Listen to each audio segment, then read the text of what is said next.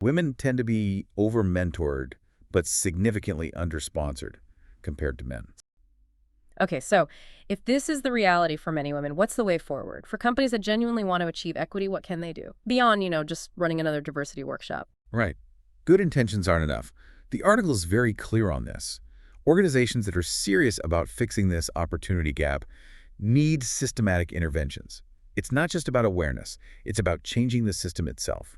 Debunk proposes 3 key areas for organizational action. Okay, what's the first one? First, organizations need to focus on creating sponsorship, not just mentorship. Sponsorship, not mentorship. What's the core difference? It's a critical difference. Mentors offer advice, guidance, share their experience, which is valuable, definitely, but it's often passive support. Sponsors are different. They are advocates. Advocates how? They actively use their own political capital, their influence, to push for someone's promotion.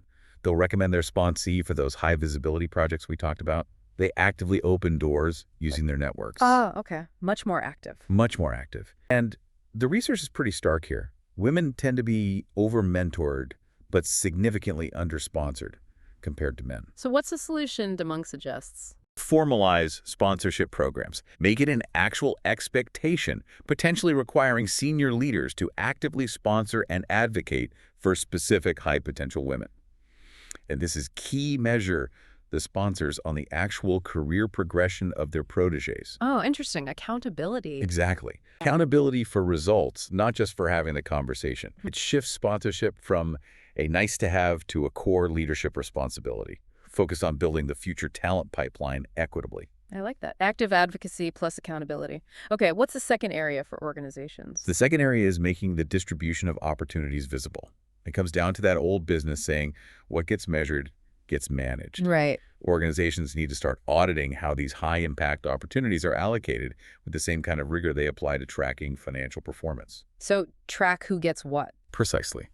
Track who's leading the major projects, who gets the key client-facing roles, who's presenting to the executive team or the board, who's getting offered those crucial stretch assignments. And importantly, disaggregate all that data by gender and ideally other demographic factors too. Shine a bright light on the patterns. Visibility and transparency are crucial for identifying and correcting biases in allocation. If you don't see the pattern, you can't fix it. Makes perfect sense. Track it like you track revenue. Okay, and the third organizational solution. The third one is implementing structured assignment processes. This is really about minimizing the space for unconscious bias and informal networks to dominate decisions. How would that work in practice?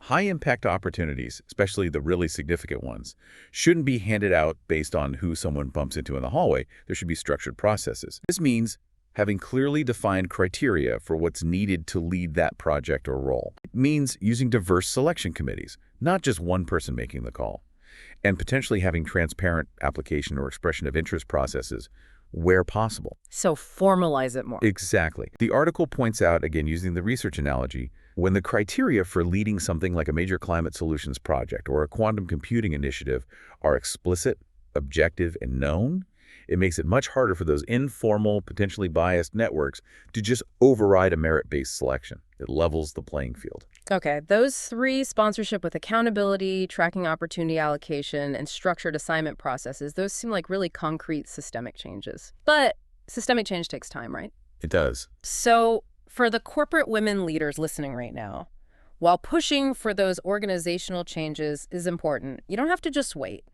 What strategic actions can you take starting tomorrow to advocate for yourself and navigate this landscape?